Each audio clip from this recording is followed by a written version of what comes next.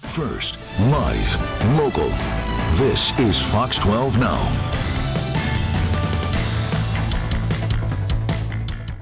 Hello everyone, I'm Greg Nibbler. This is Fox 12 Now. Again, as always, thanks for joining us, whether you're watching live on our apps, on our website, or social media channels, that's Facebook and YouTube, or wherever you found us.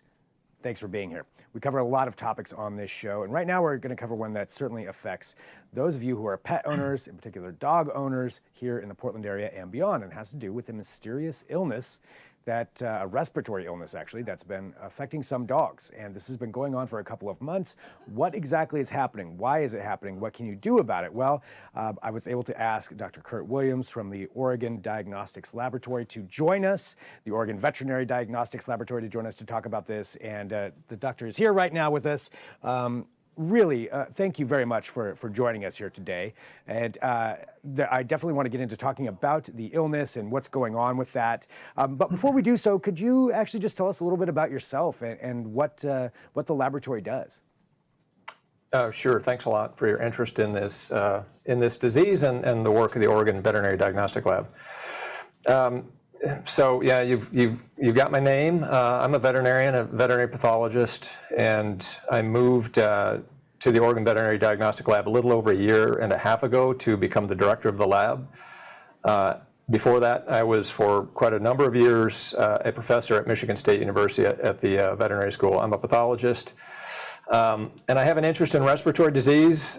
So this particular entity that we're investigating is of particular interest to me from a scientific standpoint, I suppose. And so the lab, that's a very complicated question. The lab, I suspect most Oregonians and people in the Pacific Northwest have no idea the import and the impact that this laboratory has on the health of animals, the environment, and people in Oregon. I'd be happy to go into that, but I'm going to pause because I could get going and take the whole interview, the whole discussion to talk about the lab. I can go into it in as much detail as you'd like, but it's profound from public health to the health of domestic animals, wildlife, and the intersection of that with throughout the state and the region. I actually would like to go into it, but let's talk about the illness first, and then I would love to find out more about the lab and everything you do. I think that's important for people to know as well. Talking about this mystery illness, can you fill people in on what this is and when you first identified it? Yeah. Or identified the issue, rather. I understand that's right. I may have phrased that incorrectly. You're fine. Yeah, it's a mystery, so we still don't really know what it is. Of course, respiratory disease occurs in dogs, and that's not a mystery. And we have a pretty good handle on the causes of most cases of respiratory disease in all domestic animals, to be honest with you. Much like human medicine, we have the testing modalities that they have in human medicine. So we have a good handle on viruses, bacteria, parasites, et cetera, that can cause respiratory disease in dogs. This particular entity, which cropped up, and certainly for those of us in the laboratory, maybe a month and a half ago or so, the state veterinarian, Dr. Ryan Scholes, reached out to me and notified me that they had been contacted about a number of dogs with a respiratory disease that doesn't appear to be related to the typical viruses and bacteria that we think of being associated with respiratory disease in dogs, hence the moniker mystery. And so they've been sending samples to us since that conversation. I apologize, I don't have the numbers of samples that we've tested, but it's a decent number of them, both tissues from deceased dogs as well as samples retrieved from clinically ill dogs. And we're really not finding evidence of the typical pathogens that we would expect to cause respiratory disease. We're not finding those, but we haven't yet determined the actual cause. If it's an infectious agent, we haven't found that cause yet. So it's an ongoing investigation for us. And what would be a typical, I guess, respiratory illnesses that you would see maybe around this time of year? Well, so Yeah, much like humans, dogs have a number of different viruses and bacterial agents that can cause respiratory disease. They're in dogs living, in a single dog household that don't go off to boarding facilities or dog parks and stuff and aren't exposed to other dogs. There's not a very high incidence of it, but when, just much like humans, when dogs get to mingle in boarding facilities or shelters or something, they can transmit and pass these agents. So things like Bordetella bronchoseptica is a bacterial pathogen. Influenza virus, there are influenza viruses in dogs, would be an example of a viral pathogen. And so those sorts of things, we're testing for those with these cases that we've seen, and we're not finding those. And so that's why we're on the hunt for whatever it is that's causing this. I think we need to keep an open mind that perhaps it's not infectious. I think the evidence would suggest it is infectious, but I do think we don't want to get tunnel vision with this. So when you're looking for something like this, what are the ways that you go about it? You mentioned that you've had different I guess samples, that could be the wrong word, for specimens, I guess, sent in as far as, analyzing what it is that you've seen for some of these dogs that have passed away, or whether it is a dog that's been sick. Is that the main way that you gather information on this, or do you want the public to also contribute to it? So the word samples, I think that's the word you used, is the right term to use. And so those samples have been really. The Oregon Department of Agriculture has been coordinating the acquisition of samples to be sent to the laboratory, and I would encourage interested folks that hear this to work through their local veterinarian to coordinate with the ODA to collect the samples and get them submitted. I can give you a phone number, actually, if I will look down here. The ODA disease reporting hotline is 503-986-4711, 503-986-4711, so they can certainly have their veterinarian call the ODA for information on what samples to collect and how to get them submitted to the OVDL. When they get here, I think that's what we do. I apologize for interrupting. I think you asked. Continue. Yeah, so what we've been doing is the standard sorts of things that you would expect with respiratory disease outbreaks. Of course, we all went through the pandemic, so some of these terms are going to sound familiar. We do PCR for known viral agents. We can take samples collected from the respiratory tract and culture bacteria. We have an outstanding bacteriology laboratory.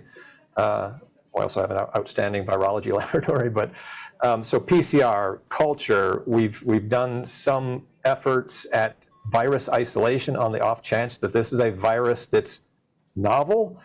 And so our virology team has done some efforts where you can take samples and put them onto dog cells that are maintained in culture and are permissive for viruses to grow in those cells. We've attempted that, and thus far we've gotten skunked. How widespread do you think this mystery illness is right now? Yeah, ODA would probably be better at answering that question. I know in Oregon we've had, don't quote me on this, but it's got to be triple-digit suspicious cases of it. And now there are reports in other states that are cropping up as well, from the East Coast, Midwest, and perhaps the Rocky Mountain. I believe I heard the Rocky Mountain states as well. Do you think with a mystery illness like this, spreading around, and we're not, obviously it's a mystery, with a mystery illness like this spreading around, do you think that there's anything that dog owners, are there any precautions they should be taking, or any specific ways they should be trying to mitigate any risk when it comes to that?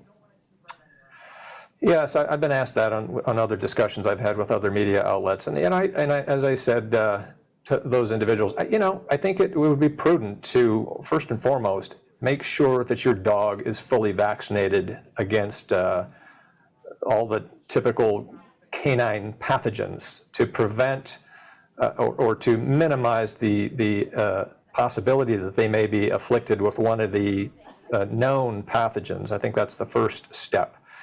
And I think it would not be a bad idea to perhaps avoid, if possible, situations where your dog is mingling with many, many other dogs. So at a boarding facility or dog parks or something like that. And I think the other piece of advice is I would encourage people, in spite of how much they love their dogs, we don't want to get emotionally paralysis setting in, as dog owners, that we need to be logical and patient as those of us at the Oregon Veterinary Diagnostic Lab and colleagues across the country continue to work on this disease. How long do you think people should be wary of that, of mingling their dogs with other dogs and keeping them a little bit more protected than normal? I'm sorry, could you repeat that, please? Oh, yeah. How long do you think that people should be keeping their dogs maybe out of mingling quite as much with other dogs, or just being a little bit more protective than normal? Well, I think we just need to use common sense. I suppose that until we understand what's causing this, I would think that would be prudent.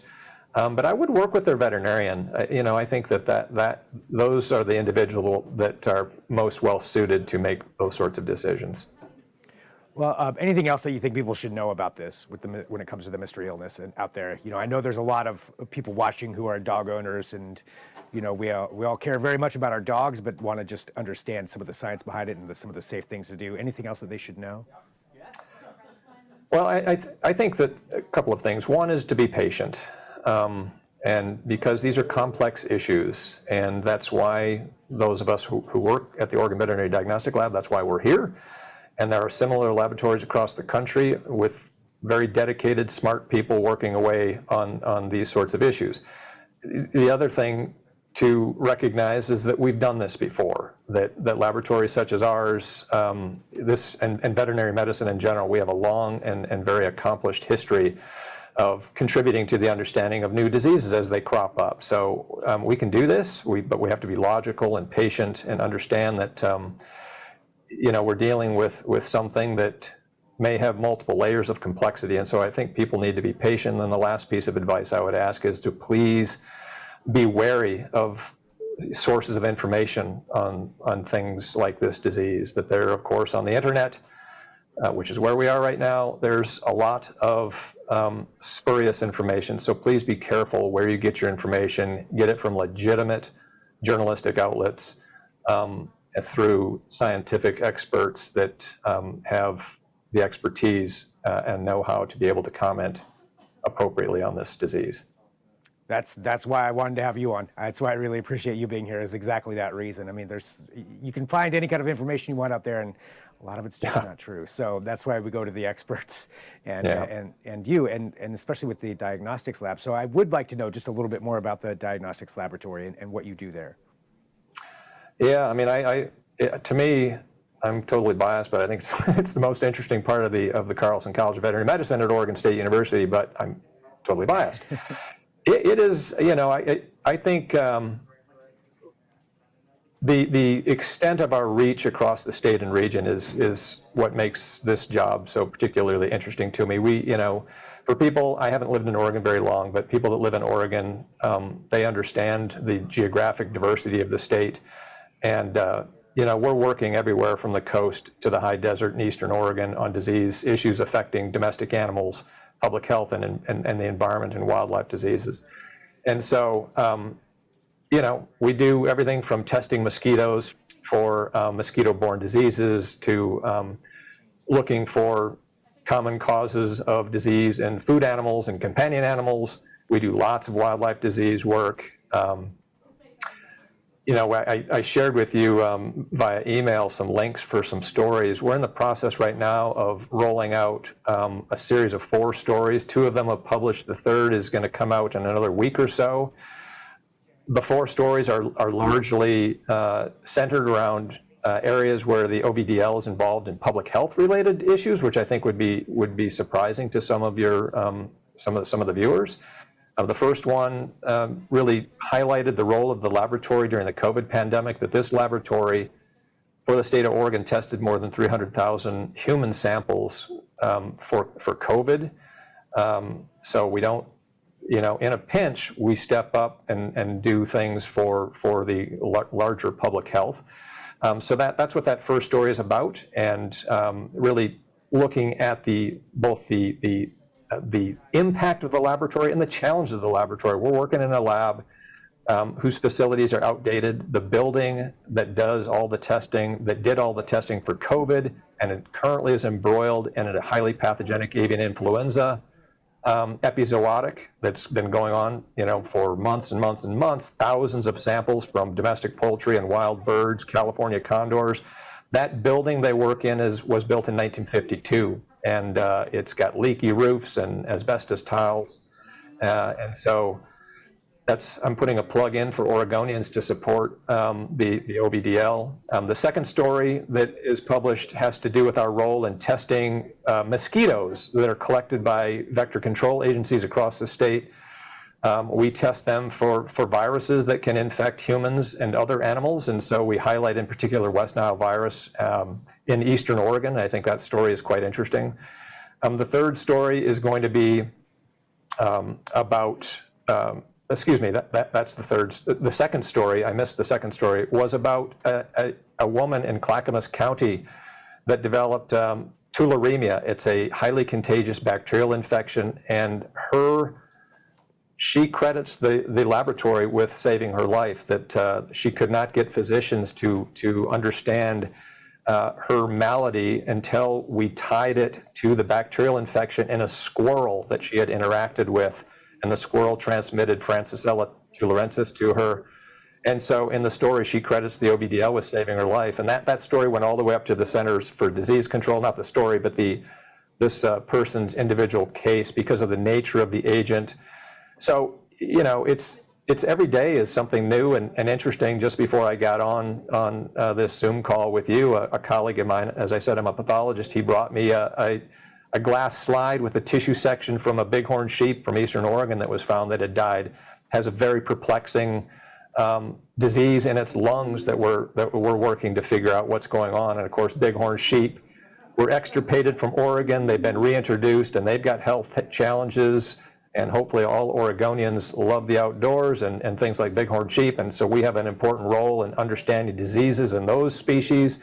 Sea lions on the coast that are afflicted with a bunch of diseases that we're investigating. So it's all over the map. It's crazy. Yeah, that's a lot of just what you just mentioned. I mean, that's all over the state right there, and all different kinds of animals. 100%. And all of that's going through the lab. I think that's fantastic to know more about what the lab does and letting people know about that and educate. It also sounds like we've got another interview that we need to do when it comes to that, because this is really interesting to know how that affects everyone. When it comes down to it, as you mentioned, from COVID to all of these different species around the state, and the different ways that that affects people as well. And importantly, I want to put a plug in for people, if you don't mind, if we have time. Yeah. If you can, if people are interested, go look for those articles through the Oregon Media Group. And I would encourage them to read them. Like I said, the first two are out. The third one about West Nile virus and mosquitoes in Eastern Oregon is going to come out in a week or 10 days. And then the last one will come out. It's about highly pathogenic avian influenza and its impact on domestic poultry and wild birds in Oregon.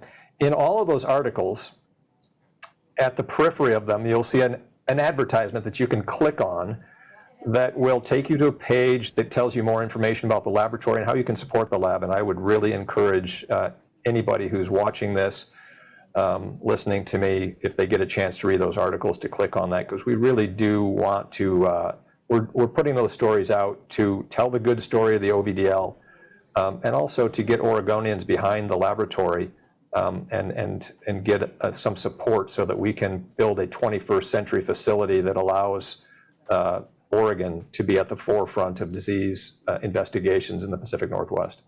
Very important information, and great to learn more about that, and also to learn some information about this mystery illness and what's being done to try to identify it. So for everybody watching, and for myself, I'm a pet owner as well. I own a dog. This was good information for me to know about, and just be aware of what's happening out there, and be aware of what's being done to try to combat that, and everything else that you do there at the lab. And Doctor, thank you very much for joining us. Really appreciate it. I know this was kind of last minute, and you were able to carve out some time. I know you've got a sample, you've got a study here that just came in from that bighorn sheep. So I know there's that on the agenda, and everything else that you do. And maybe we should have, if you have time somewhere down the line, would love to have you back on and go into more detail about some of the different work that you do as well.